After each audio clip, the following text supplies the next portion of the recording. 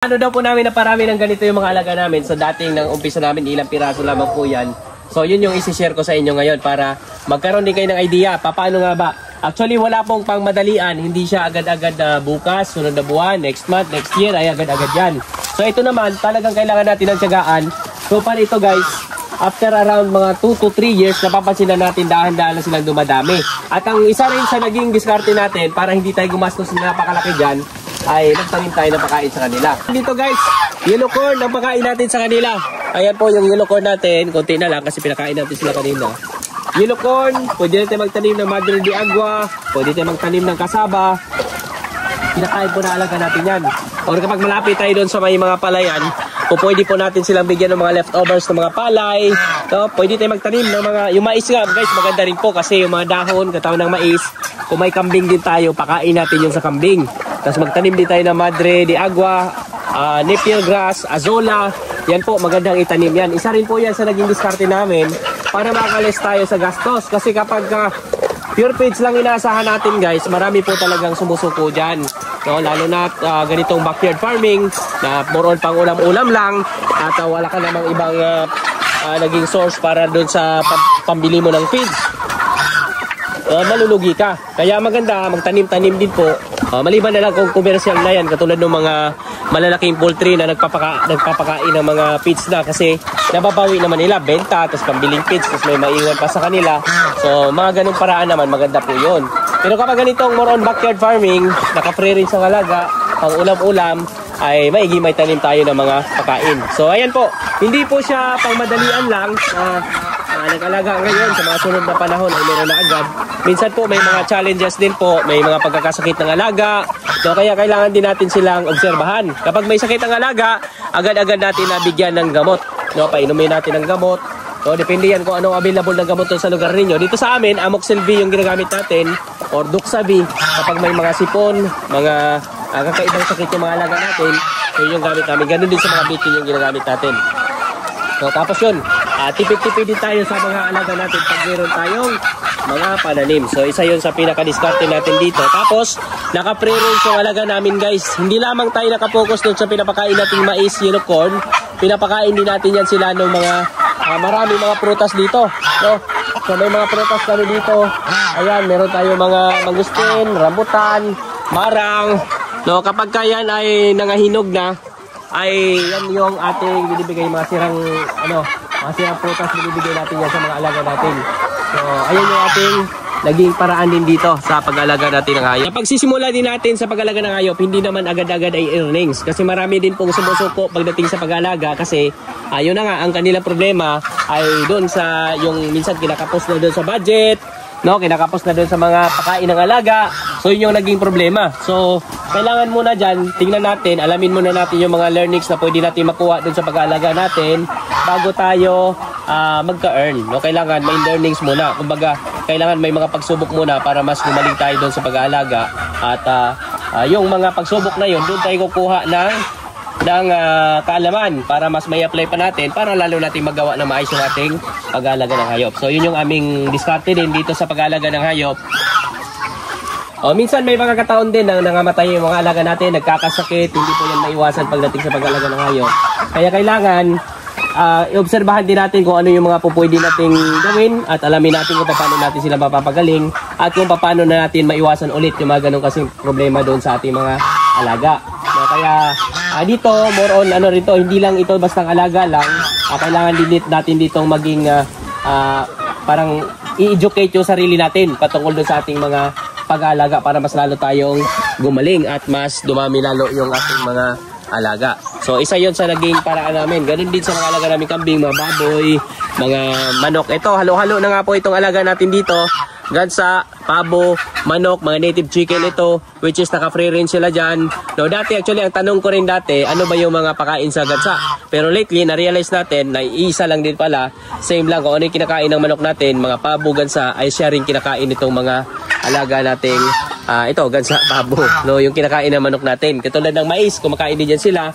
or feeds, azola, kumakain niya sila, mga darak. Pwede rin kapag maraming kangkong doon sa lugar natin, malapit tayo sa palayan, pwede tayo mga ng kangkong, i-chop natin yan, haluan natin darak, pwede natin haluan ng feeds kung may budget tayo, at yun yung ibigay natin pagkain sa mga alaga natin. No, para makatipid-tipid tayo. Tapos naka-free range pa sila, kahit hindi lamang naka-focus doon sa kinakain na binibigay natin sa kanila. No, meron din sila nakuha ng mga protina mula doon sa mga insekto sa paligid at mga damo na nasa paligid. No, marami silang mga nakakain na kukuha din sa paligid. At ganoon din mula doon sa mga prutas na napaka-healthy. No, napaka-healthy ng mga saging, nandiyan yung mga dito sa loob, meron tayong star apple, may mga niyog dyan, pag kinain ng daga, ng alaglag.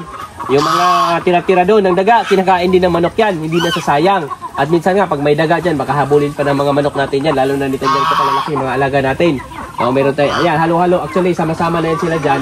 At yan, dito rin, pansin natin, pagkahapon na, dito rin sila, umakyat din sila dito sa puno. May mga native chicken tayo na mahilig din tumira sa mga puno. Although meron tayong pabahay doon sa loob, pero karamihan sa manok natin, dito sila tumitira sa may madrili kakao. No, yan yung naobserbahan natin. Dito mga native chicken, mahilig sila sa ganon. Kahit na maulan man yan, or anumang panahon, nandyan sila. No, tapos, kailangan din natin lagyan ng mga itlogan yung mga alaga natin para hindi sila kung saan-saan naman na yung itlog. Maliban na lang sa pabo din, minsan kahit na itlogan na, doon pa rin kung saan-saan sila nangingitlog.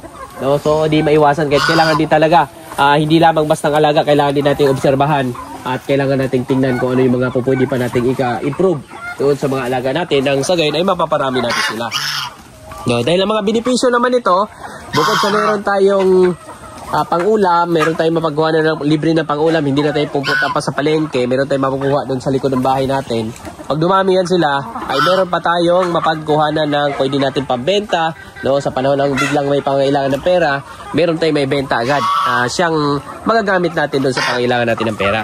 No, tapos ang maganda rin dito, ang isang manok, kung meron tayong, halimbawa, nag-umbis na tayo sa ilang pirasong manok lang, sabihin natin isang lalaking manok, tapos 5 babaeng manok, ay ang bilis ng dumami niyan. Kasi ang isang manok, nangingitlog yan, ang minsan, mga native chicken natin, umabot ng, meron 10, may iba nga, umabot pa ng 15, yung itlog, isang itlogan. Tapos pag nalimliman yan, pagka nagisisiyo na yan, minsan sabihin natin, doon sa 15 yun, nagisisiyo lang nun, mga 10.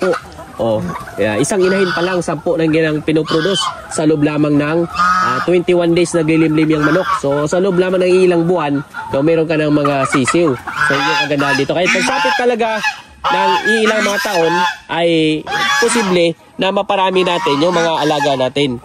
No? So yun yung kailangan nating investment. Kaya kailangan din talaga tiyaga-tiyaga lang, no? Darating na panahon mapaparami natin alaga natin sa tamang sistema, tamang pamamaraan at depende sa klase ng ating lifestyle. Kung tayo naman ay may kakayahan, i-pure feeds natin sila. Pero kung sapat lamang ang kakayahan natin, magtanim tayo. Tulad na nabagit natin sa inyo, magtanim muna tayo ng mga pwedeng ikapakain na libre doon sa mga alaga natin nang hindi tayo gumastos ng napakalaki. So, yan yung aming diskarte rin dito. Dahil nga, tulad na nabagit natin, siguro ito, mabilis, isang sakong feeds, mabilis na uubusin itong mga manok na to. Kapag more on, purong feeds ang kinakain nila. Kaya dito sa amin, mais, tapos naka-free range pa sila, no, para mas marami silang makain. So, yun yung para natin. Dito nga, marami dito sa alaga natin, no, mga inahin. No, kaya marami dito nangingitlog. Tapos may mga barako din tayo dito. Itong klase pala ng mga manok natin, sa mga nagtatanong, ito yung mga huluhano na manok. No, mix na ito. May mix ng pure native at huluhano. Tapos meron din tayo dito mga Rhode Island na lahi na ng mga inahin. Meron din tayo mga lahi ng Black Astrolorp dito kasi naglalagay tayo dito ng barako. No, isa nga rin pala para iwas inbreeding. No, maganda rin na magpalit-palit tayo ng barakong manok. Magpagpalit tayo doon sa mga kakilala natin na malayo naman doon sa mga inahin natin para maiwasan natin yung inbreeding o sila na lamang maglahian kasi minsan yun din yung nakaka-epekto kaya medyo mahina yung mga alaga natin, no, at madali sila nagkakasakit kasi inbreed na pala, no? So isa rin yun sa nagiging tinitingnan natin na paraan para maparami natin ang mga alaga natin na malalakas, malulusog, maliliksi at hindi nagiging sakitin, no? So ayan yung ating paraan din pagdating sa pag-aalaga natin dito sa bukid. At ngayon nga po medyo malalaki na yung mga manok na lahi na meron tayo dito, no? Kaya pansin niyo, ayan, malalaki. Yan, ang timbang niyan yung medyo nasa matured age na is nasa mga 2 kilos, no? May iba dyan mas mababa, pero yung iba, yung matured na minsan inaabot pa yun ng higit sa 2 kilos. So yun yung advantage kapag ganito yung mga lahi ng manok natin medyo malalaki, no? So ayan yung ating simpleng paraan din pagdating sa pagpaparami ng mga manok. Mula nung konti pa lang sila, habang tumatagal, dumadami po sila. So, kailangan naman natin tiyagain.